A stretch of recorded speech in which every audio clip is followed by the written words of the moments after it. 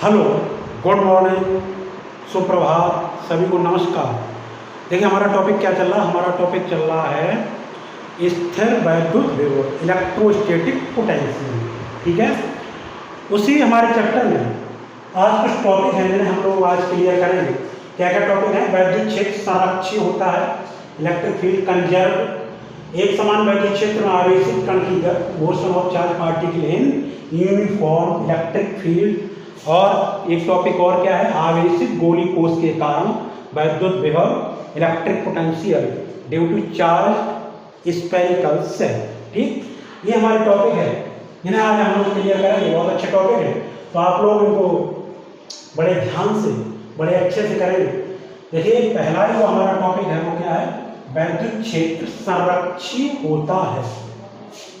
आपने पीछे first year class में पढ़ा था, दो प्रकार के बल होते हैं, संरक्षी बल और असंरक्षी बल।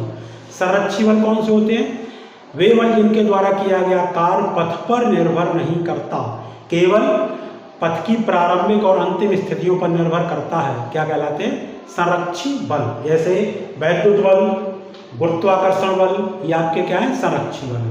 ठीक है, इसके बाद देखिए असंरक्षी बल, और आपने पढ़ा था वे बल जिनके द्वारा किया गया कार्य पथ पर निर्भर करता है, असंरक्षी बल कहलाते हैं, जैसे घर्षण बल, श्याम बल। ठीक है, तो जो वैद्युत क्षेत्र है, वैद्युत क्षेत्र क्या उत्पन्न करता है? वैद्युत क्षेत्र के कारण वैद्युत बल उत्पन्न होता है। इसका मतलब जो वैद्युत बल है वो क्या होता है? संरक्षी होता है। मीन्स वैद्युत बल द्वारा किया गया कार्य पथ पर निर्भर नहीं करता है। इसको हम प्रूफ करेंगे। ठीक है, देखिए कैसे प्रूफ करेंगे। हमारे पास एक पथ है, चलिए देखिए वैद्युत क्षेत्र में इस प्रकार का एक पथ है। ऐसे ये पथ है, ए इधर को जा रहा है, ए बी सी, और सी पॉइंट से होता हुआ ये पथ वो है ए पॉइंट पर आ गया है, डी पॉइंट से होता हुआ। ठीक, और ये वैद्युत क्षेत्र में इस तरीके का हमारा एक बंद पथ है। ठीक है, तो देखिए अगर किसी परीक्षा आवेश Q0 को इसके ए पॉइंट से ले जाएं बी सी और डी पर होता हुआ पूरे ए पॉइंट पर ले आए, तो देखिए किया गया कार्य कितना होगा इस पथ के लिए? कार्य W बराबर, आपने फॉर्मूला पढ़ा था, कार्य बराबर आवेश गुणा विभवांतर। ठीक है, तो कार्य W बराबर क्या हो जाएगा? आवेश Q0 और विभवांतर, क्योंकि हम उस जो आवेश है उसको ए पॉइंट से ले गए और होता हुआ पुनः ए पर ले आए। देखिए इसका मतलब ए पॉइंट पर हमको विभवांतर देखना है, बी ए माइनस बी ए, तो W बराबर क्या हो जाएगा? Q0 × 0, तो W बराबर 0।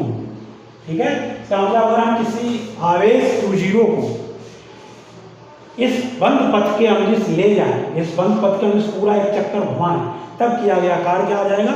0 आ जाएगा। ठीक है, इसको और भी आगे देखते हैं। देखिए हम ये मान ले रहे हैं इस पथ के किसी पॉइंट P पर, देखिए ये पथ है ना, इसका एक कोई पॉइंट हमने P लिया है।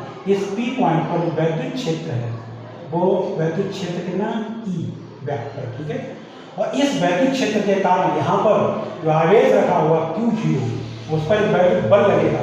तो हम ये मान ले रहे हैं उस वैद्युत बल के कारण आवेश के लिए अल्प विस्थापन और कम विस्थापन है वो dl वेक्टर है। ठीक है, कितना है? dl vector.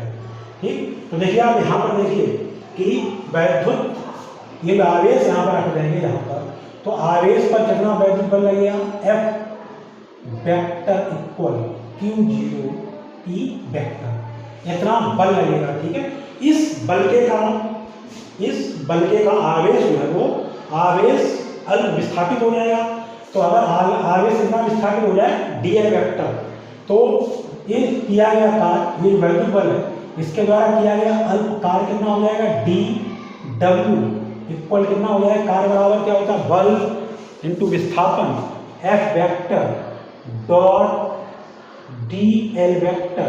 ठीक है, यहाँ देखिए आप, तो ये कितना आ जाएगा? ये आ जाएगा Q0 E vector dot dl vector. ठीक है, समझ गए? यहाँ पर कोई पॉइंट P था, उस पॉइंट P पर हमने जो वैद्युत क्षेत्र है E वेक्टर है, और यहाँ पर कोई परीक्षा आवेश Q0 रखा है, तो उस पर वैद्युत बल लगेगा, वैद्युत क्षेत्र की डायरेक्शन में लगेगा, जिसके कारण वो अल्प विस्थापित dl वेक्टर, dl विस्थापित हो जाता है। तो किया गया कार्य कितना हो जाएगा वैद्युत बल द्वारा, इतना हो जाएगा, ठीक है।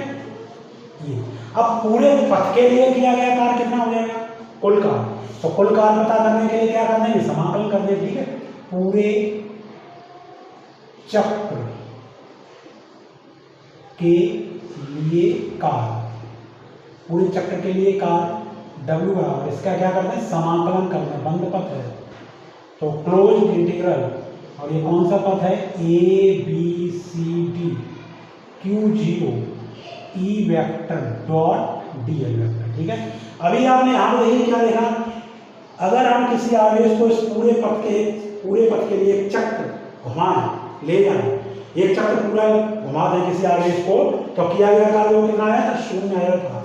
तो यहाँ पे देखिए आपका क्या हुआ, 0 equal close integral Q0 E vector dot DL vector, ये ABCD पथ के लिए हो गया।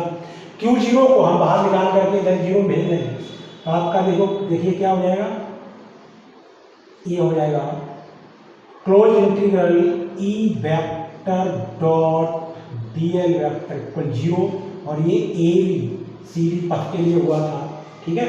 अब इसको देखिए अलग कर दें, अलग कैसे हो सकता है, ये हो सकता है समाकलन, ये तो ये पथ हमारा ABC, तो समाकलन ABC E vector dot DL vector plus, फिर देखिए दूसरा पथ ये है, तो समाकलन यहाँ कहाँ से कहाँ गया था, CDA और E vector dot DL vector equal 0, ठीक है।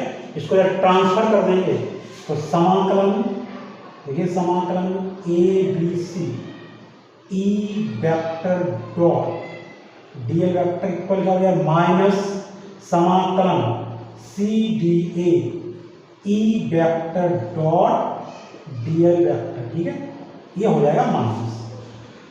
अब यहां देखिए आप,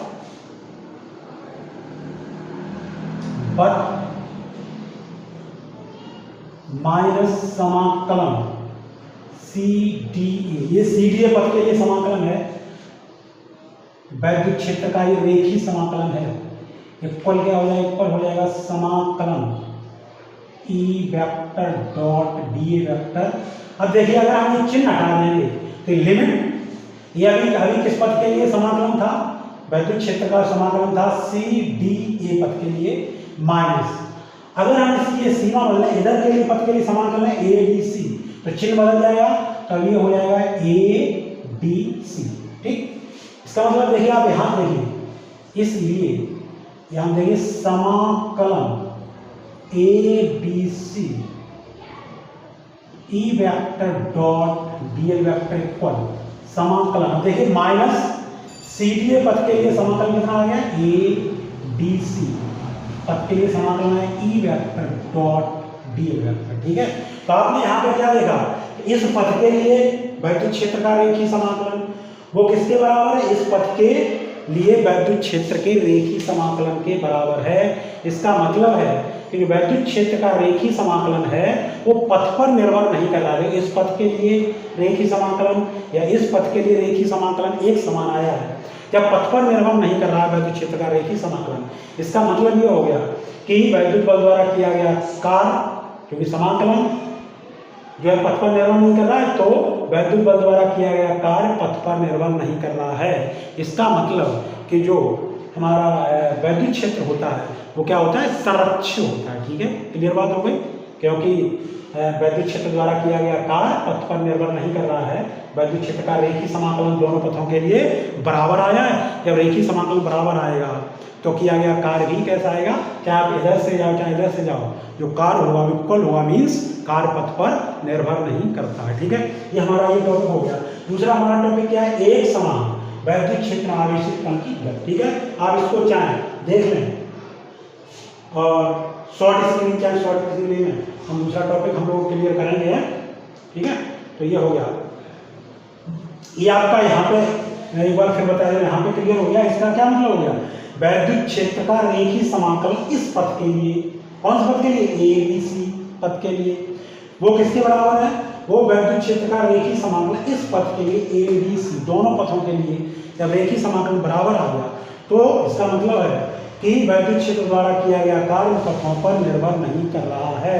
अगर पथों पर निर्भर कर रहा होता तो रेखीय समाकलन बराबर नहीं आता। ठीक है, ये बात आपकी क्लियर है। ठीक, चलिए अब हम इसको मिटा देते हैं। इसके बाद अब हम लोग दूसरा टॉपिक देखिए, दूसरा टॉपिक क्लियर करते हैं। दूसरा टॉपिक हमारा क्या है? दूसरा टॉपिक हमारा है एक समान वैद्युत क्षेत्र में आवेशित कण की गति। ठीक है, एक समान वैद्युत क्षेत्र में आवेशित कण की गति टॉपिक दूसरा है। देखिए इसमें कुछ कंडीशन है। एक समान वैद्युत क्षेत्र में, ये एक समान वैद्युत क्षेत्र है, ये मान लीजिए बोर्ड के तल में देखिए इधर को एक समान वैद्युत क्षेत्र को किस तरीके से हम दर्शाते हैं? समांतर और समदूरस्थ वैद्युत बल रेखाओं द्वारा। ये एक समान वैद्युत क्षेत्र है, इसका परिमाण E, ठीक है, इसकी डायरेक्शन है एक समान वैद्युत क्षेत्र E है। इसमें कोई आवेशित कण विराम अवस्था में उस आवेशित कण का चार्ज आवेश कितना है? Q है और द्रव्यमान कितना M है। और विराम अवस्था में हमने यहाँ इस वैद्युत क्षेत्र में रख दिया तो आपको मालूम जैसे इसको रखोगे इस पर क्या लगेगा? वैद्युत बल F लगेगा।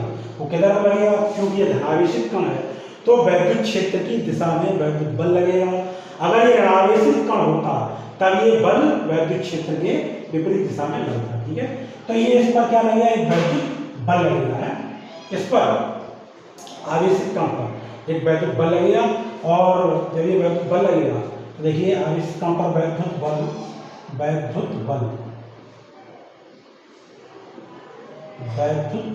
F बराबर कितना हो जाएगा? QE। ठीक, इस बल के कारण ये जो वैद्युत बल लगा, इस बल के कारण कण की गति में क्या उत्पन्न हो जाएगा? त्वरण। तो गति में त्वरण कितना हो जाएगा? त्वरण A बराबर F/m, ये आप जानते हो। A बराबर कितना हो जाएगा? F का मान कितना आएगा? QE/m। ठीक, तो आवेश कण पर इतना त्वरण लगेगा। ठीक है, और वो त्वरण क्योंकि बल त्वरण किधर लगेगा? बल की दिशा में लगेगा। बल किधर है? वैद्युत क्षेत्र की दिशा में बल कार्य करेगा।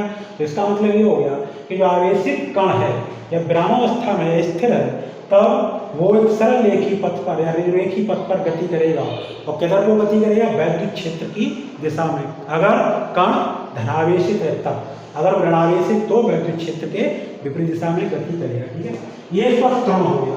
ठीक, जब ये त्वरण इतना हो गया तो आप देखिए कि गति का समीकरण लगाते हैं कि कण द्वारा अगर कण जो है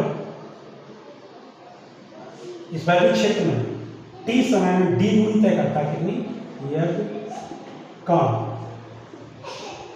d दूरी तय करता हो तब देखिए त्वरण के कारण अब कण गति करेगा तो यहाँ पर गति का समीकरण लगा दे। कौन सा लगा देते? थर्ड समीकरण v² बराबर u² plus 2as b² equal u की वैल्यू कितनी? 0, तो विरामावस्था में था 0 प्लस 2, a की वैल्यू कितनी? QE/m इंटू s की वैल्यू d। ठीक है, देखिए कण द्वारा अर्जित वेग कितना हो गया? b² बराबर 2QE/m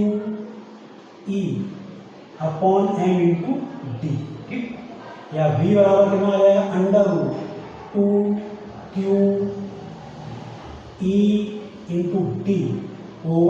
ठीक है, उस कण द्वारा इतना वेग अर्जित हो जाएगा d दूरी तय करने के बाद। किसमें? जब आवेशित कण को एक समान वैद्युत क्षेत्र में विरामावस्था में रखा जाएगा तब वो कण वैद्युत क्षेत्र में जब d दूरी तय कर लेगा तब इतना उसके द्वारा वेग अर्जित हो जाएगा। फिर देखिए बट E इंटू डी बराबर क्या होता है? V। ठीक, ये आपने पढ़ा था कि वैद्युत क्षेत्र E और वैद्युत क्षेत्र में दो बिंदुओं के बीच की दूरी का जो गुणनफल है वो उन बिंदुओं के बीच विभवांतर के बराबर होता है। V क्या हो गया? वैद्युत विभवांतर।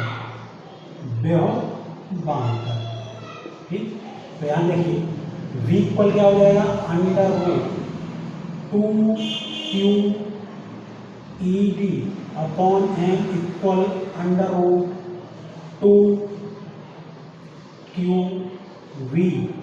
√2QV/m। ठीक है, ये उसके द्वारा अर्जित क्या हो जाएगा, वेग, अर्जित वेग हो जाएगा।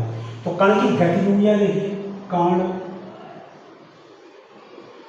कण की गतिज ऊर्जा, कण द्वारा अर्जित गति ऊर्जा k इक्वल हाफ mv²। तो b की वैल्यू लगा दो, क्या ये लगा दो या ये लगा दो, तो b की वैल्यू लगाते हैं तो कितना आ जाए हाफ m इंटू v²। जब करेंगे तो अंडर हट जाएगा, तो कितना मान आ जाए 2qv ओवर m। ठीक है, ये कैपिटल V है, विभवांतर है। तो यहाँ देखिए 2 से 2 कट जाएगा, m से m कट जाएगा, तो k बराबर क्या आ जाएगा qv। ठीक है, ये k बराबर qv आ गया। यह आपका एक समान वैद्युत क्षेत्र में जब कोई आवेशित कण विरामावस्था में रखा जाता है तो उसके द्वारा अर्जित गति ऊर्जा कितनी होती है, k बराबर qv, q उसका आवेश है और v क्या है, विभवांतर है। ऐसा ही सिस्टम में इसकी यूनिट क्या हो जाएगी, ठीक। ये तो बात हो गई जब कण वैद्युत क्षेत्र में विरामावस्था में था उस समय, ठीक। अब देखिए यहाँ पर अगर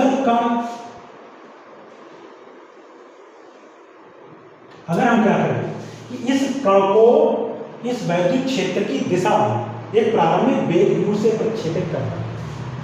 यदि कण को प्रारंभिक वेग u से वैद्युत क्षेत्र की दिशा में प्रक्षेपित किया जाए, ठीक है। अब कण को प्रारंभिक वेग भी दे दिया गया है, उस प्रारंभिक वेग से वैद्युत क्षेत्र की दिशा में, प्रारंभिक वेग से वैद्युत क्षेत्र की दिशा में इस कण को प्रक्षेपित कर दिया जाए, तब क्या होगा उस कंडीशन में देखिए कण पर त्वरण होगा, कण की गति में तब भी त्वरण a बराबर कितना हो जाएगा F/m, F का मान कितना है qE/m, ठीक।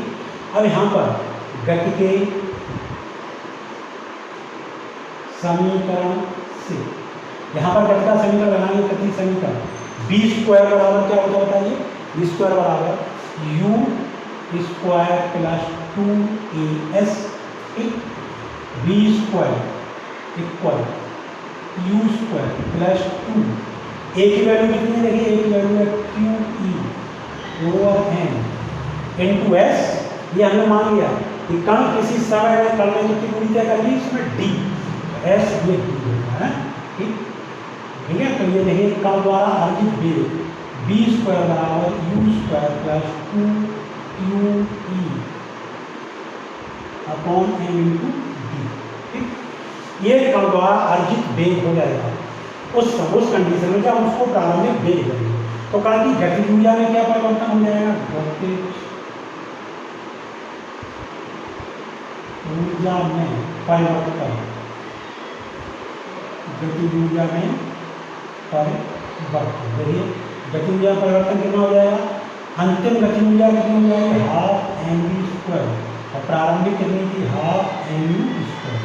तो हमने उसको प्रारंभिक वेग u दिया था, ठीक है, और वैद्युत क्षेत्र में d दूरी तय करने के बाद उसके द्वारा अर्जित वेग कितना हो गया था v, ठीक है। तो अब आप यहाँ देखिए इसको यहाँ पक्षांतर कर देंगे तो v² माइनस यहाँ से अगर हम लोग हाफ m कॉमन ले लें तो अंदर बचेगा v² माइनस u² बराबर हाफ m। अब यहाँ देखिए v² माइनस u² का मान कितना हो गया, ये हो गया 2qE/m इंटू d, ठीक। कितना हो गया, m से m ये कट गया, 2 से 2 कट गया, तो इसकी गति ऊर्जा में जो परिवर्तन हुआ, गति ऊर्जा परिवर्तन डेल्टा k से लिख देते हैं, गति ऊर्जा परिवर्तन डेल्टा k इक्वल कितना हो जाएगा qE इंटू d, और e इंटू d बराबर क्या हो गया था v विभवांतर, तो ये आ जाएगा कि qE हो जाएगा q इंटू d, ठीक। तब कण की गति ऊर्जा में इतना परिवर्तन हो जाएगा और कण द्वारा अर्जित वेग इतना होगा, अर्जित वेग हो जाएगा उस समय, ठीक है। ये बात आ गई है। सेकंड बात ये हो गई कि जब कण को वैद्युत क्षेत्र में किसी वेग से प्रक्षेपित करें और वैद्युत क्षेत्र की दिशा में प्रक्षेपित करें। ठीक है, ये बात बोलेगा। ठीक है, इसको आप देख लीजिए, शॉर्ट स्ट्रिंग वगैरह लेना चाहिए ले सकते हैं। ठीक है, अब इसके बाद देखिए इसी में अगला पॉइंट और देखते हैं।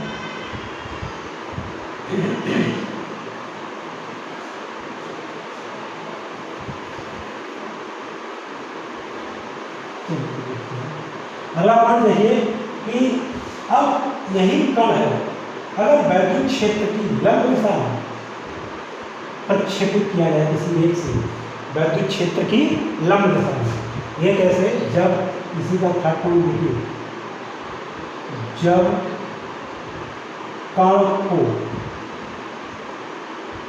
वैद्युत क्षेत्र की लंब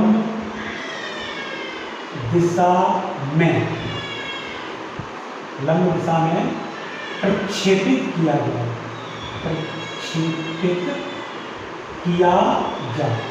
ठीक, यह कण को वैद्युत क्षेत्र की लंब दिशा में प्रक्षेपित किया जाए, तब क्या होगा। देखिए, मान लेंगे कि ये वैद्युत क्षेत्र है, इस वैद्युत क्षेत्र, ये दो प्लेटें हैं वैद्युत क्षेत्र उत्पन्न करने के लिए। एक ऊपर वाली प्लेट पर पॉजिटिव चार्ज है, ऐसा चार्ज है पॉजिटिव, और नीचे वाली प्लेट पर नेगेटिव चार्ज है। अब आप देखिए इस कारण से क्या होगा कि वैद्युत क्षेत्र पॉजिटिव टू नेगेटिव इस तरीके से एक समान वैद्युत क्षेत्र स्थापित हो जाएगा इन दोनों प्लेटों के बीच में। ठीक है, इन दोनों प्लेटों के बीच में एक समान वैद्युत क्षेत्र ई स्थापित होगा, इसकी डायरेक्शन ऊपर से नीचे की ओर है।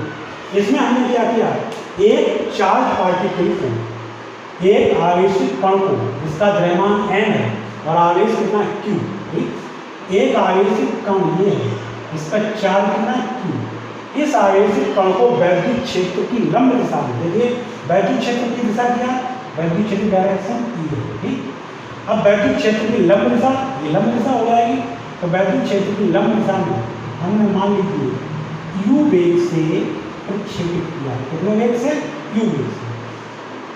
देखिए, ठीक है, जैसे इसको u वेग से प्रक्षेपित करोगे तो वैद्युत क्षेत्र की डायरेक्शन किधर है, नीचे की ओर है, अतः वैद्युत बल भी इस कण पर किधर लगेगा, नीचे की ओर। उस वैद्युत बल की कारण ये जो कण है उसका पथ इस तरीके से ऐसा ऐसा हो जाएगा। ठीक, इस तरीके से। अब देखिए, अगर ये वैद्युत बल नहीं लग रहा होता उस कंडीशन में ये कण जो है वो इस तरीके से सीधा जाता है। ठीक, अब वैद्युत बल के कारण ये कण जो है यहाँ से कण प्रक्षेपित हो गया और इस तरीके से यहाँ पर आ गया, तो वैद्युत बल के कारण कण का जो प्रक्षेप है अपने पथ से इतना विचलित हो गया, ये हम बाह्य अक्षमान में, तो ये बाह्य दूरी विक्षेपित हो गया है और ये वाली दूरी एक्स अक्ष के अनुसार में, ये दूरी एक्स है। ठीक है, ठीक, समझ गए ये बात। ठीक है, तो अब आप देखिए कि जब हमने कण को प्रक्षेपित किया था वैद्युत क्षेत्र की लंब दिशा में इस तरीके से, तो एक नियत बल कण पर लगाया था। ठीक है, तो इसका मतलब कि वैद्युत क्षेत्र की लंब दिशा में जो कण का वेग है, ये वेग का एक घटक u प्रारंभिक वेग u है, वो इस दिशा में अपरिवर्तित रहेगा, जबकि इस डायरेक्शन में, इस दिशा में तो अपरिवर्तित रहेगा।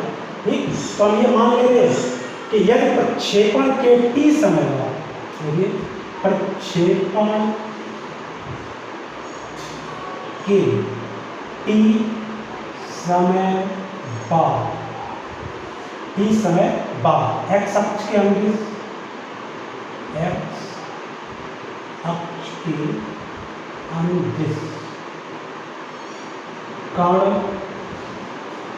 द्वारा तय दूरी, x अक्ष के अनुदिश जो दूरी हम निकालेंगे वो दूरी देखिए नियत बल के अधीन, इधर जो कण गति करेगा इस डायरेक्शन में वो नियत बल जो हमें प्रारंभ में दिया था, बस एक बार जितना निश्चित बल दे दिया उसी बल के कारण इस डायरेक्शन में वो जितनी दूरी होगी, नियत दूरी होगी, तो कण द्वारा तय नियत दूरी x बराबर क्या होता है, दूरी बराबर हो गया 4 किलोमीटर, 4 गुणा समय। ठीक है, ये दूरी हो जाएगी, तो समय t बराबर कितना हो जाएगा, x अपॉन एक्स अपॉन ठीक इस डायरेक्शन में कौन सा एक्स अक्ष के लिए, एक्स अक्ष के लिए इस कण पर नियत बल लग रहा है, अतः कण की ये गति अत्वरित होगी, इसमें त्वरण कार्य नहीं कर रहा है इस वाली गति को। ठीक है, अब देखिए आप अब देखिए कि हमने फेंका था, फेंकने के बाद नीचे को वैद्युत बल लग रहा है, तो नीचे को जो गति होगी वो त्वरित गति होगी। तो त्वरित गति जो होती है, त्वरित गति जो होती है वो उसका अध्ययन किससे करते हैं, गति के समीकरण से। तो ये वाला जो टी समय बाद जो ऊर्ध्वाधर घटक होगा किसका, ऊर्ध्वाधर दिशा में तय दूरी टी समय बाद, टी समय बाद ऊर्ध्वाधर दिशा में तय दूरी। देखिए हमने कण को इस तरीके से प्रक्षेपित किया गया था, तो कुछ समय बाद का इस तरीके से चलना प्रारंभ हो जाएगा, जहाँ तक गया है क्षैतिज दिशा में ये दूरी हो जाएगी, ऊर्ध्वाधर दिशा में ये दूरी हो जाएगी। तो टी समय बाद ऊर्ध्वाधर दिशा में तय दूरी, ऊर्ध्वाधर दिशा में तय दूरी किससे निकालें, गति के समीकरण से। क्यों, क्योंकि ये वाली जो गति है इसकी वो त्वरित गति है, इस पर बल लगा है नीचे को, ठीक वैद्युत बल लगा है, और तय दूरी गति के समीकरण से निकालें। गति का कौन समीकरण लाएंगे, गति का समीकरण लाएंगे S equal you by T plus half A T square. ठीक, एस ये वाली दूरी है, तो ये वाली दूरी हमने वाई मान ली, और यू वाई क्या है, प्रारंभिक वेग का ऊर्ध्वाधर घटक। जब हमने इसको प्रारंभ में फेंका था, देखिए कण को बिल्कुल ऐसा फेंका, इस समय इसका ऊर्ध्वाधर घटक नहीं है, तो ये ऊर्ध्वाधर घटक क्या हो जाएगा, 0 × टी प्लस हाफ। अब यहाँ देखिए आप एक त्वरण का मान कितना हो जाएगा, देखिए यहाँ हम निकालेंगे। देखिए त्वरण ए बराबर कितना हो जाएगा, एफ अपॉन एम, एफ बराबर कितना हो जाएगा, वैद्युत बल एफ बराबर क्यू ई ओवर एम, और यहाँ पे क्या लिखोगे, half M into Q E over M into T की वैल्यू कितनी, टी की वैल्यू एक्स अपॉन यू का होल। तो देखिए यहाँ से बाई इक्वल कितना हो जाएगा, बाई इक्वल आ गया half Q E upon M into X square upon U square. ये एक समीकरण आ गया। ठीक है, ये क्या आ गया, ये जब हम किसी आवेशित कण को एक समान वैद्युत क्षेत्र की लंब दिशा में प्रक्षेपित कराते हैं, तो उस समय उस कण द्वारा तय ऊर्ध्वाधर दिशा में तय दूरी का ये समीकरण आ गया। ठीक, ऊर्ध्वाधर दिशा में इतनी दूरी वो कण तय करेगा। ठीक है, अब इस वाले समीकरण आप देखिए, इस वाले समीकरण आपने क्या देखा, देखिए क्यों आवेश कण का क्या है, आवेश वो आवेश निश्चित होगा, ई वैद्युत क्षेत्र निश्चित होगा, एम कण का द्रव्यमान निश्चित है। ठीक है, और यू क्या है, कण का प्रारंभिक वेग वो निश्चित है। इसका मतलब हम यहाँ पर देखिए देख सकते हैं, but half Q E over M U square बराबर सी, कांस्टेंट या नियतांक, ये नियतांक है। इसका मतलब क्या हो गया, इसका मतलब हो गया Y equal half C X square, क्या आ गया, Y equal half C X square, इतना ले लेंगे, Q E over M U square बराबर सी, तो Y equal half C X square. आपको मालूम ये किसकी समीकरण है, ये परवलय की समीकरण, ये किसकी समीकरण है, परवलय की समीकरण,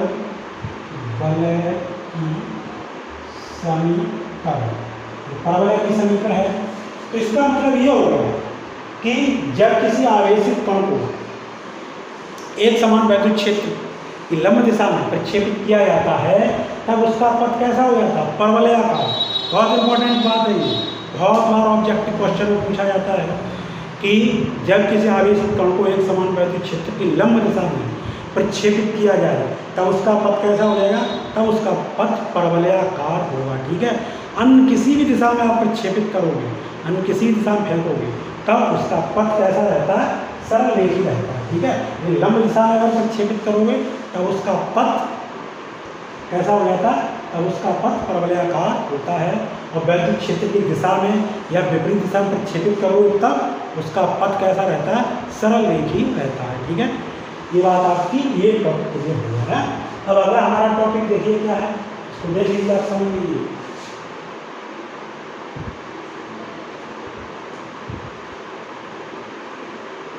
ठीक है, हो गया। आवेशित गोली कोष के कारण वैद्युत विभव। क्या है? आवेशित गोली कोष के कारण वैद्युत विभव। ठीक है, इसको और हम क्लियर कर देते हैं। हमारा टॉपिक है आवेशित, अब हमारा टॉपिक क्या है? आवेशित। तो यही क्लियर कर देखिए, हमारा टॉपिक आवेशित गोली कोष। तो ये जो गोली कोष है, वो गोली कोष आप पीछे पढ़ चुके हैं, खोखला बोला। तो ये गोली कोष आपका या चालक भी हो सकता है और अचालक भी हो सकता है। ठीक है, दोनों के लिए एक ही वैद्युत विभव आएगा, चाहे चालक हो या अचालक हो। ठीक है, तो आवेशित गोली कोष चाहे चालक या अचालक के कारण अथवा ठोस गोली चालक। ठीक है, इतने के कारण हम वैद्युत विभव निकाले। किसके कारण? एक समान आवेशित गोली कोष, आवेशित एक समान आवेशित गोली कोष चालक या अचालक अथवा ठोस आवेशित गोली चालक के कारण वैद्युत विभव। ठीक है, इसके कारण हम लोग वैद्युत विभव निकालेंगे। तो भिन्न भिन्न स्थितियों में निकालेंगे। सबसे पहले हम निकालेंगे कोष के बाहर। कहाँ निकालेंगे? कोष के बाहर। ठीक है, एक्सटर्नल पॉइंट पर हमारे पास एक आवेशित गोली कोष चालक या चालक है अथवा ठोस गोली चालक है, उसके कारण उससे बाहर क्या करेंगे? वैद्युत विभव। ठीक है, देखिए यहाँ पर बनाएंगे हम फिगर। हमारे पास क्या है? ये गोली कोष। ठीक है, जो कि चालक या अचालक है, जो कि लोहे का भी हो सकता है या रबड़ या प्लास्टिक का हो सकता है और एक समान रूप से आवेशित है। मान लीजिए हमने पॉजिटिव चार्ज से इसको चार्ज किया हुआ है। ठीक है, देखिए अगर यह गोली कोष होगा, प्लास्टिक का होगा, तब भी इसको चार्ज करोगे पूरा चाहे इसके सरफेस पर रहेगा, और अगर चालक होगा तब भी सरफेस पर रहेगा। और अगर ठोस गोला होगा, ठोस गोली चालक होगा, तब भी इसको दिया हुआ पूरा चार्ज इसके पृष्ठ पर आ जाएगा। ठीक, ये है इसका केंद्र हम अनुमान ले रहे हैं और इसकी रेडियस कितनी r है और इससे स्मॉल r दूरी पर, इससे बाहर, कहाँ? इससे बाहर, इसके केंद्र से कितनी दूरी पर? स्मॉल r दूरी पर कोई पॉइंट P है। इस पॉइंट P पर हमें क्या ज्ञात करना है? वैद्युत विभव। ठीक है, इस पॉइंट P पर तो वैद्युत विभव ज्ञात करना है। वैद्युत विभव ज्ञात करने के लिए हमें क्या करना होता है? हम ये करते हैं कि किसी परीक्षण आवेश को अनंत से इस बिंदु तक लाने में जो कार्य होगा वो इस बिंदु पर क्या कहलाएगा? वैद्युत विभव। एक मेथड हो गया। या हम क्या करते हैं? इस पॉइंट पर जो वैद्युत विभव होगा वो अनंत से इस बिंदु तक वैद्युत क्षेत्र के रेखीय समाकलन के बराबर होगा। ठीक है, किसके बराबर होगा? अनंत से इस बिंदु तक के वैद्युत क्षेत्र के रेखीय समाकलन के बराबर। इस पॉइंट पर वैद्युत अनंत से इस बिंदु तक के वैद्युत क्षेत्र के ऋणात्मक रेखीय समाकलन के बराबर होगा। ठीक है, तो देखिए ये गोली कोष है या गोली चालक है, इसके बाद इस पॉइंट पर जो वैद्युत क्षेत्र उत्पन्न होगा इसकी डायरेक्शन किधर होगी? इसकी डायरेक्शन इधर होगी, ई वेक्टर। ठीक है, और यहाँ पर ये क्या है? आपका अनंत क्षेत्र। अनंत क्षेत्र का मतलब वैद्युत क्षेत्र से बाहर का क्षेत्र है। और यहाँ पर कोई परीक्षण आवेश Q0 अनंत क्षेत्र में रखा होगा। ठीक है, समझ गए? तो हमें कोष के बाहर निकालना है। कोष ये सब आप फिर एक बार मैं थोड़ी गोली दे रहा हूँ। माना कोई गोली कोष अथवा ठोस गोली चालक एक समान आवेश प्लस Q से आवेशित है। इसकी त्रिज्या कितनी है? कैपिटल R है। माना इसके केंद्र से स्मॉल r दूरी पर इससे बाहर किसी बिंदु P पर वैद्युत विभव ज्ञात करना है। ठीक है, देखिए परिभाषा से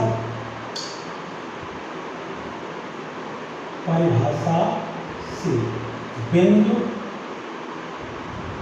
P पर विभव, बिंदु P पर विभव V आउट, क्योंकि बाहर है इसलिए आउट लिखे हुए हैं।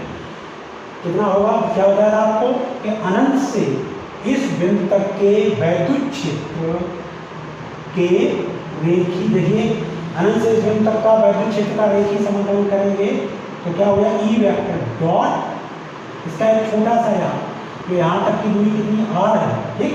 तो यहाँ पर एक अल्प दूरी dr लेंगे तो इसका क्या होगा, रेखीय समाकलन का ऋणात्मक मान के बराबर होगा। तो हमें कहाँ से, अनंत से, इनफाइनाइट से P पॉइंट तक लाए, तो P पॉइंट की यहाँ से दूरी कितनी, ठीक, ये होगा है। तो देखिए यहाँ से B out equal minus infinity to r, ये क्या हो जाएगा, E into D R cos zero. Cos zero कैसे हो जाएगा, देखिए यहाँ इस पॉइंट पर अगर हम कोई परीक्षा आगे रखें तो उस पर वैद्युत क्षेत्र डायरेक्शन इधर को है, तो वैद्युत बल की डायरेक्शन इधर होगी। अतः इस वैद्युत क्षेत्र के कारण जो विस्थापन होगा उस आवेश में, जो आवेश रखेंगे तो वैद्युत बल उसका लगेगा, वैद्युत बल वो आवेश कुछ विस्थापित होगा। चूँकि वो परीक्षा आवेश है उसका परिमाण बहुत अल्प है तो विस्थापन अल्प होगा। अतः जब विस्थापन अल्प होगा तो विस्थापन और वैद्युत क्षेत्र की डायरेक्शन एक ही है, अतः कॉस जीरो हो जाएगा, ठीक है। ये कितना आ गया आपका, ये आ गया minus infinity to r e d r, ठीक। बट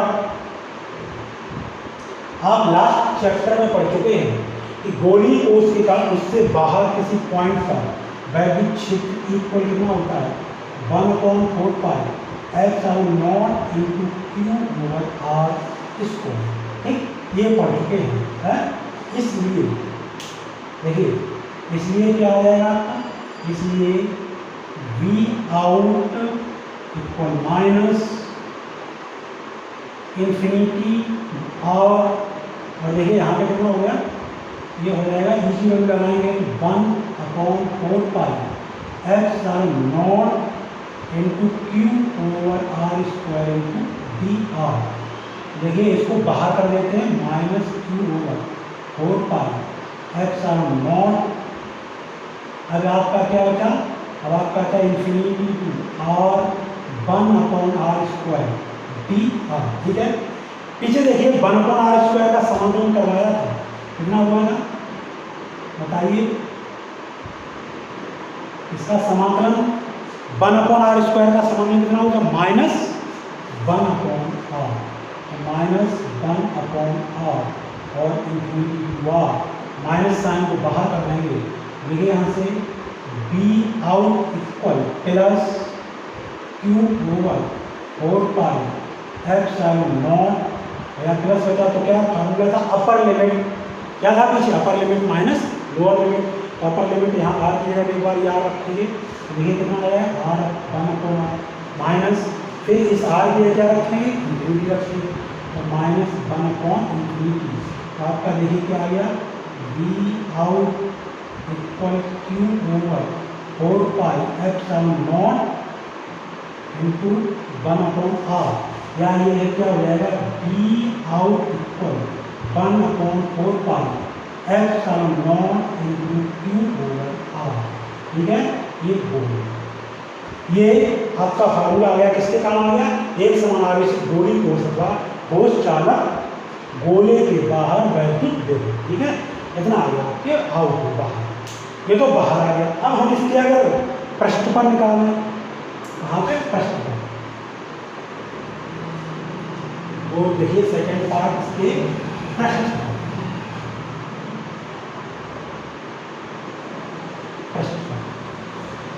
तो आप देखिए पृष्ठफल कितना हो जाएगा, पृष्ठ के लिए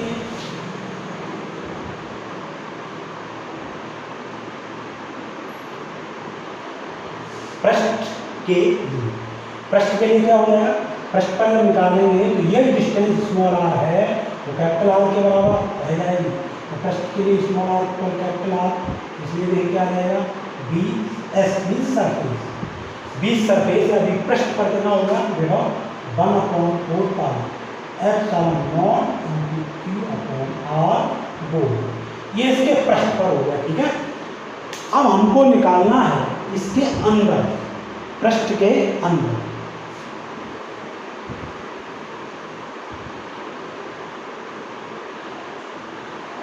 अब कहां पर निकालना है, थर्ड पॉइंट, पृष्ठ के भीतर, ठीक, पृष्ठ के भीतर, मान लीजिए इस पृष्ठ के भीतर इस पृष्ठ के भीतर यहाँ पर कोई पॉइंट पी गैस है, इसकी यहाँ से डिस्टेंस कितनी आर है केंद्रों से, उस पॉइंट पर हमको क्या निकालना, उस पॉइंट पर विभव निकालना है। तो ये कैसे विभव निकलेगा, देखिए इसके लिए हमें क्या करना होगा, इसके लिए पहले हमें किसी आवेश को अनंत से इस पॉइंट तक लाना होगा। मीन्स वैद्युत क्षेत्र का रेखी समाकलन पहले अनंत से यहाँ तक करेंगे, फिर रेखी समाकलन पृष्ठ से इस पॉइंट तक करेंगे। ठीक है, तो कहाँ से, पृष्ठ से इस पॉइंट तक करेंगे। ठीक है, तो पृष्ठ के भीतर, तो पृष्ठ के भीतर किसी बिंदु के वी एन। ठीक, तो हमने क्या बताया, सबसे पहले हम क्या करेंगे, वैद्युत चुंबकीय आवेश को अनंत से पृष्ठ तक लाना पड़ेगा। मीन्स हमको रेखी समाकलन करना पड़ेगा वैद्युत क्षेत्र का, कहाँ से, ई सी आई लिखेंगे ई डी आर, मतलब ई वेक्टर डॉट डी आर, तो फिर हो जाएगा E D R cos zero. ठीक है, तो ये कहाँ से करना पड़ेगा, अनंत से यहाँ तक। ठीक है, तो इन्फिनिटी टू कैपिटल आर। ठीक, इस पॉइंट से यहाँ तक की मूल कैपिटल आर होगी।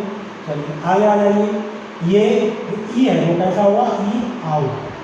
ठीक, अब आ जाइए माइनस, फिर इंटीग्रल, इसके बाद वो यहाँ से अंदर चलना प्रारंभ हुआ, तो ये क्या हुआ, ई इन डी आर। अब देखिए यहाँ से, अब हमें कहा पृष्ठ यानी कैपिटल आर, इस पॉइंट से ये दूरी कितनी, कैपिटल आर है, और इसके बाद फिर दूरी कितनी, स्मॉल आर। ठीक, ये तो आप देखिए b equal minus infinity to r e out अभी ये बताया आपको लिखना होता है 1/4 pi epsilon not into q upon r square into D R minus e इन किसी खोखले गोली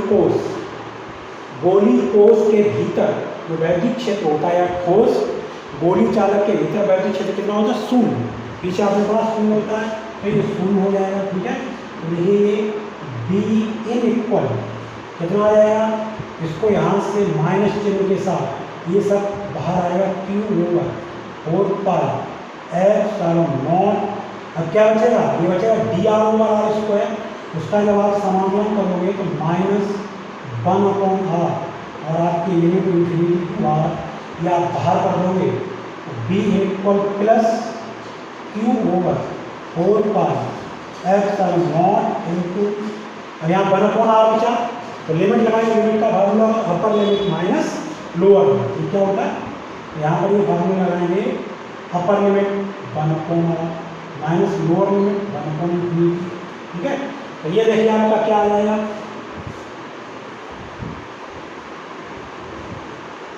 ये आ जाएगा बी इन इक्वल कितना होगा 1/4 pi epsilon not into Q over R. इसका ये मतलब हो गया कि इस गोली कोष के भीतर विभव कितना आया, जितना उसके पृष्ठ पर था।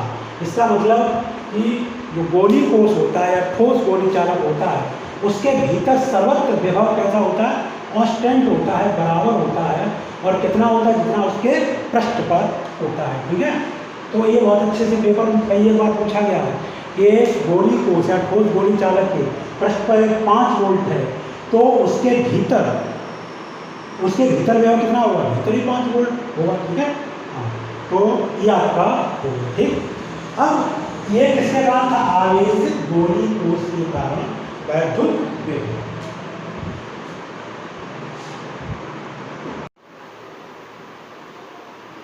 ठीक है, ये किसके आवेशित गोली कोष या ठोस गोली चालक के कारण वैद्युत विभव। ठीक है, अब देखिए अगर हमारे पास ठोस अचालक ठोस एक समान रूप से आवेशित हो और ठोस अचालक गोला हो, एक समान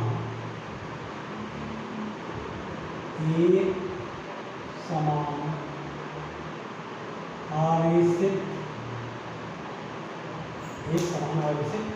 ठोस अचालक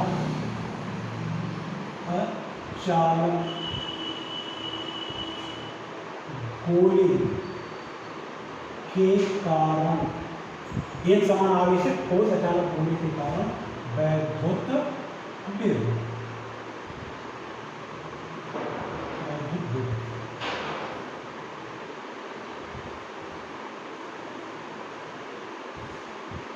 ठीक, अगर हमारे पास क्या है, ठोस अचालक गोला है, जो ठोस है उसको अगर हम चार्ज देंगे, ठोस अचालक गोला है तो उसको जितना चार्ज देंगे तो वो उसका जो चार्ज उसके पूरे के पूरे आयतन में वितरित हो जाएगा। और अगर यहीं पर चालक गोला होता, अगर चालक गोला होता तो उसको दिया गया आवेश उसके बाहरी पृष्ठ पर एक समान रूप से वितरित हो जाता है, उसके बाहरी पृष्ठ पर। ठीक है, यही इसमें डिफरेंस है। क्या डिफरेंस है? अचालक गोला होगा, उसको दिया गया आवेश उसके संपूर्ण आयतन में समान रूप से वितरित होगा।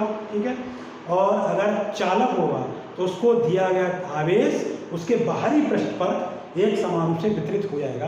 तो इसलिए देखिए हमारे पास क्या है, हमारे पास एक ठोस, हमारे पास एक ठोस अचालक गोला है। ठीक है, ठोस अचालक गोला। इसके कारण ये ठोस अचालक है तो इसको हम जब चार्ज करेंगे तो इस जो चार्ज होगा इसके संपूर्ण आयतन में एक समान रूप से वितरित हो जाएगा। ठीक है, तो अब इसके कारण, अब मान लीजिए संपूर्ण आयतन में प्लस क्यू आवेश वितरित है, इसके कारण भी हम इससे बाहर जब वैद्युत क्षेत्र निकालेंगे तो बिल्कुल सेम टू सेम इसी कंडीशन जिस तरीके से चालक के कारण निकाला था। मान लीजिए इसका पॉइंट O है और इससे R दूरी पर इसके बाहर कोई पॉइंट P है, इस पर हमको क्या निकालना, वैद्युत विभव। तो कितना वैद्युत विभव आएगा, V equal 1/4 pi epsilon not into Q over R। ये कहाँ आएगा, V आउट। ठीक है, इसके बाहर वो उसी मेथड से बिल्कुल सेम टू सेम। और जब हम इसके पृष्ठ पर निकालेंगे तो इसके BS बराबर आ जाएगा 1/4 pi epsilon not into Q over R। ये इसके सरफेस पर आ जाएगा। ठीक, अब बात आ गई इसके अंदर हमें कहीं निकालना है। ठीक, ये देखिए ये इसकी रेडियस कितनी है, इसकी रेडियस है R।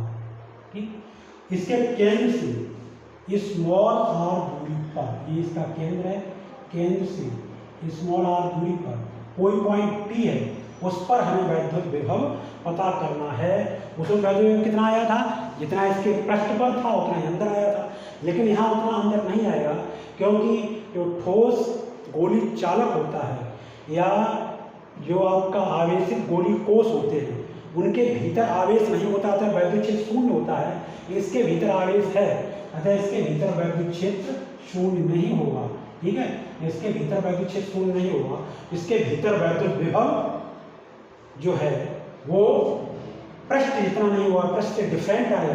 तो हम वो कैसे निकालेंगे, ठीक है, तो उसको देखते हैं। ये तो दोनों के लिए हो गया। अब हमें कहाँ के लिए निकालना, हमें निकालना है पृष्ठ के भीतर। कहाँ निकालना है, पृष्ठ के भीतर। ठीक, पृष्ठ के भीतर केंद्र हमें निकालना है small r less than capital R। पृष्ठ के भीतर किसी पॉइंट P पर हमें वैद्युत विभव पता करना है।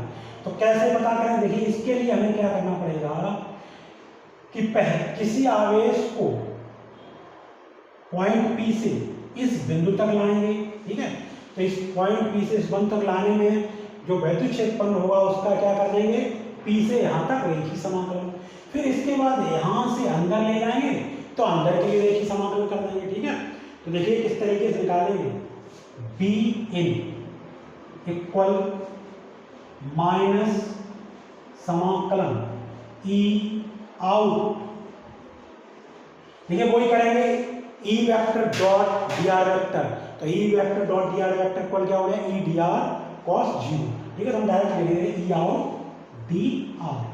ठीक है, समझ गए। अब इसकी लिमिट देखिए क्या लगेगी, हम कहाँ से कहाँ तक लाए हैं, इसको लाए हैं स्मॉल r से यहाँ से, और कहाँ तक लाए, यहाँ तक लाए। ठीक है, तो small r to capital R।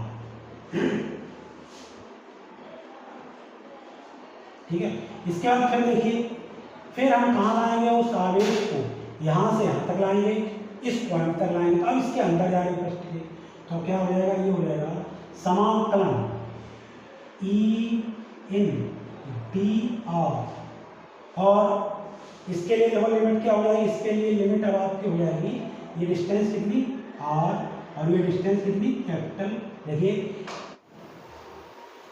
हाँ, देखिए हमने क्या बताया है कि उस आवेश को हमें कहाँ से लाना, अनंत से पहले आउट के लिए अनंत से इस पॉइंट तक लाना पड़ेगा।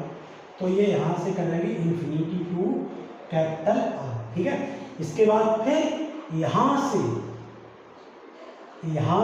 अब यहाँ पर आ गए, इस पॉइंट तक लाना पड़ेगा, ठीक है। तो लाने में वैद्युत क्षेत्र का एक ही समाकलन उसको निकाल लेंगे। देखिए यहाँ से क्या आ जाएगा, बी, यहाँ से शुरू करते हैं, B in equal minus infinity to R, और देखिए ई आउट कितना हो गया, 1/4 pi epsilon naught into Q R square D are minus R to are.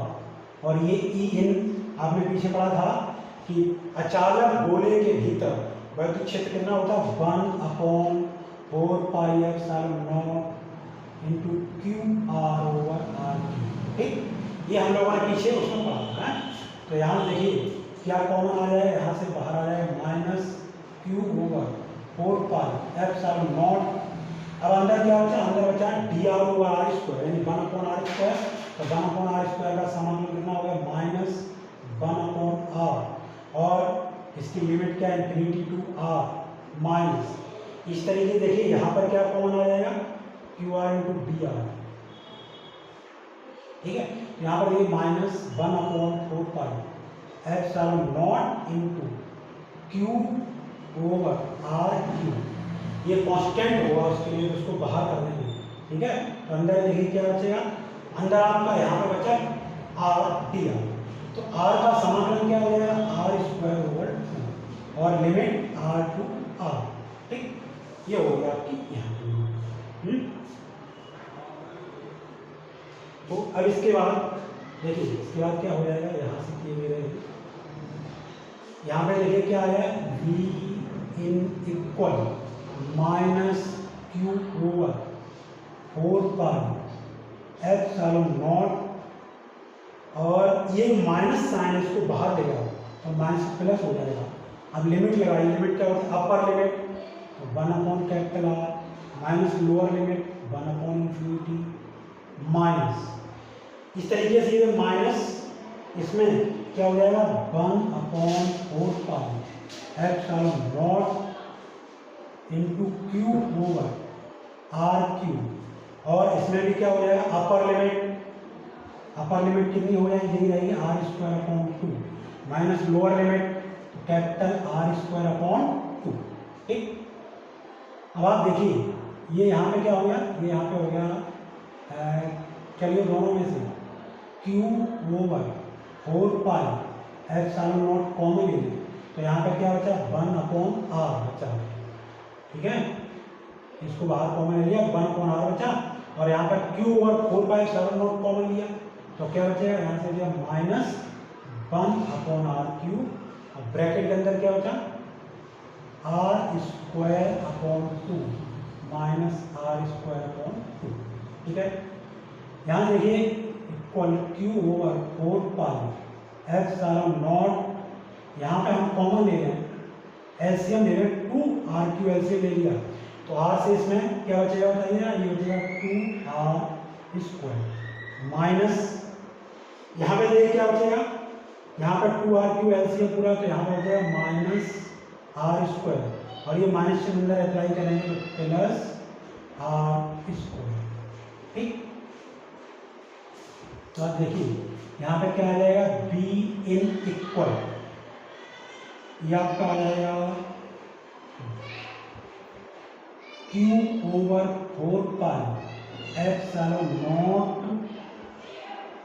Into, bracket में देखिए क्या आया, 2r² और r² 3r² minus r² over 2r3। ये वैल्यू आई, इतनी बड़ी वैल्यू आपकी किसकी आई, किसी ठोस अचालक गोले के भीतर जो वैद्युत विभव होता है वो आपका इतना होता है। ठीक है, तो देख लीजिए, समझ लीजिए क्या है।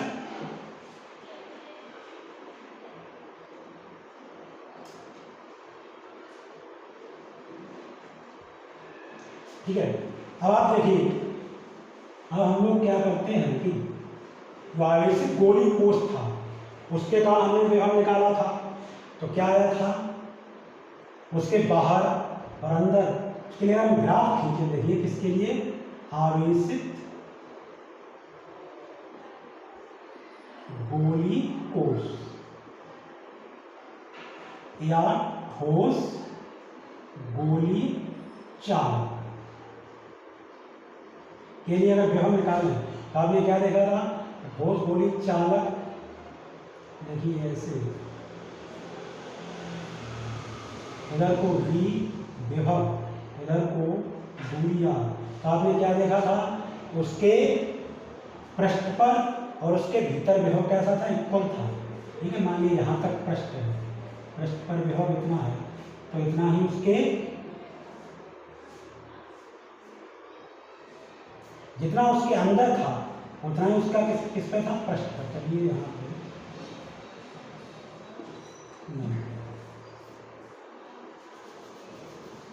देखिए, ये आपका क्या है, ये आपका गोली, ठोस गोली चालक या आवेशित गोली कोष है। ठीक है, इसका केंद्र हो गया। ठीक, ये इधर को हमने दूरी R और ये इधर को विभव B, तो आपने क्या देखा था, इसके केंद्र पर और ये इसका क्या, पृष्ठ पर। ठीक है, केंद्र और पृष्ठ पर, ये दो पृष्ठ है, इसके केंद्र से जब पृष्ठ की ओर चलते हैं तो विभव कैसा होता है, इक्वल होता है। ठीक है, जितना इसके केंद्र पर होता है विभव, ये केंद्र पर जितना विभव है V केंद्र और उतना ये B पृष्ठ। ठीक हो गया। अब जब पृष्ठ से बाहर चले थे तब B समानुपाती 1/r, तो इसका मतलब पृष्ठ से बाहर चले गए तो विभव है वो दूरी के साथ, दूरी के विलोमानुपात में घटता है। इस तरीके के ग्राफ इसके आपको बाहर प्राप्त हो जाएगा। ठीक है, इस तरीके से ये यहाँ पे क्या है, ये यहाँ पे small r equal capital R।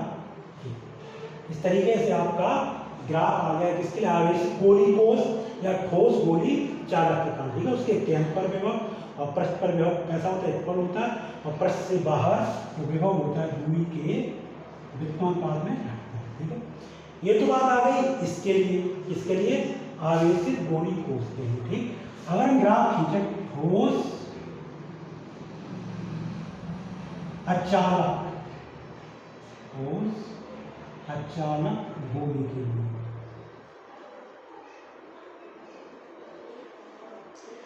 ठीक है, ये तो आपका अभी ठोस अचालक गोला है, ये कैसा है, ये मानो अगर ठोस अचालक गोला है ठोस। ठीक, ये इसका क्या हो गया, केंद्र हो गया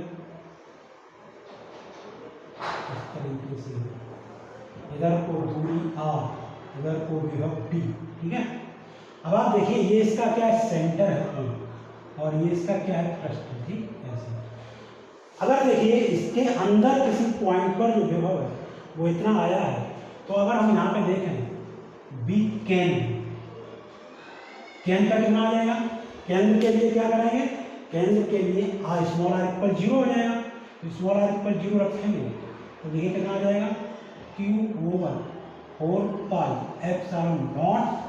इंटू, जब ये 0 हो गया तो क्या होता है 3r²/2r3, तो ये कितना बच्चे आ जाएगा, ये आ जाएगा